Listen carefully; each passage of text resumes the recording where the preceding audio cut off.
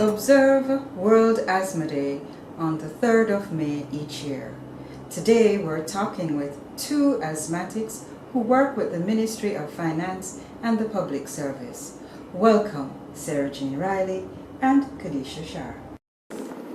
Kadisha, tell us a little bit as to when you were diagnosed with asthma and how did you feel on receiving the news? I think I was maybe 7.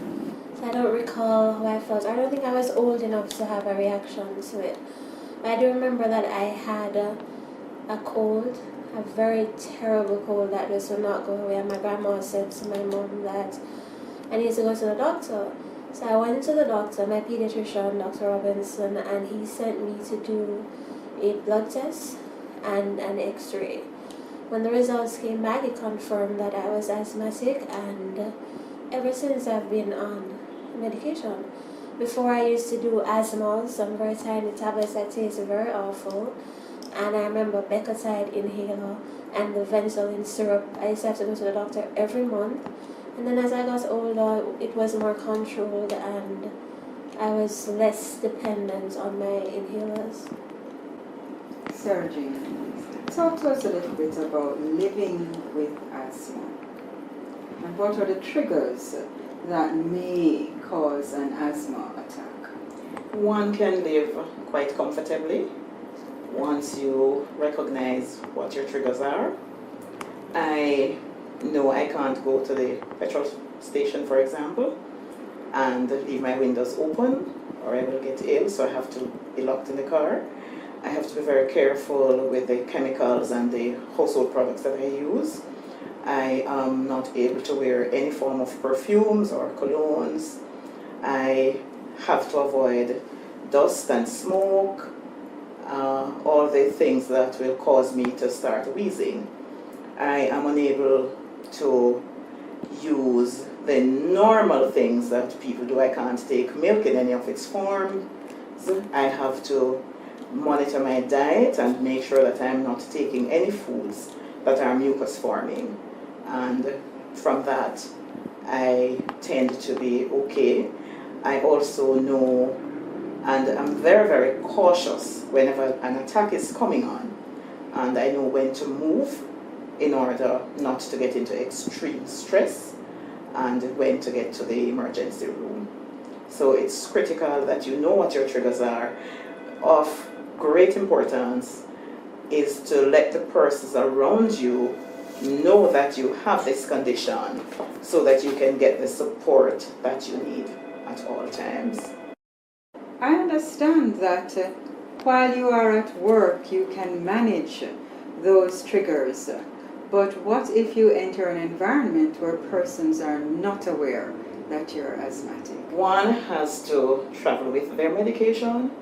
Personally, I am restricted in where I go and whom I go out with. I rarely go to public places. You won't find me at a football match, for example, or at a public event, because I can't control whether or not somebody smokes, for example. I will avoid areas that is known for dust, areas that doesn't have grass, because I am aware that a clean environment is one of the best things that you can, will make you function as effectively as you should. I am also aware that persons have a right to do what they want and to wear the things that they like.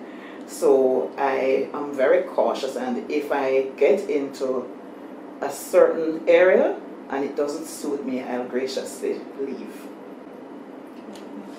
Kadisha, Mrs. Riley spoke a moment ago about medication and ensuring that she has her medication with her in an uncontrolled environment. Tell us a little bit about the medication that you use and how important it is to use the medication correctly. Well, I use Symbicort and Ventolin. This is a reliever, this is a controller. So if the symptoms or my wheezing is more aggressive, I use this, and that will control it immediately. You just sense, as an asthmatic, Mrs. Riley can share this, you know when you're going to wheeze. use this immediately and it stops. It's important that you take your inhaler everywhere with you because you never can predict when you're going to have an attack. You could come to work one morning and they're cutting the grass and it feels as if your breathing is cutting off. You have to use it. You could go in an elevator with somebody whose cologne is very offensive to you. You have to use it. So it's very important that you carry it everywhere. It's like a part of your attire. And you have to know how to use it. With the Symbicort, you use the Ventolin, so you use it with your head tilted a bit. And then your doctor will indicate whether it's 1 or 2 puffs that you need to take. Press down on this. And 1, 2. With this one now, you have to pull deeply on it. You won't necessarily feel the air as with the Ventolin, but after you take it, you will feel your lungs automatically beginning to relax. So every asthmatic knows that these are your best friends and you go nowhere without it. If you're sleeping, it's right beside you. It's always in your handbag. It's always in your purse. Thank you, Kadisha. Thank you, Sarah Jean. This has been a production of Communication and Public Relations Branch with the Ministry of Finance and the Public Service. Stay tuned for our next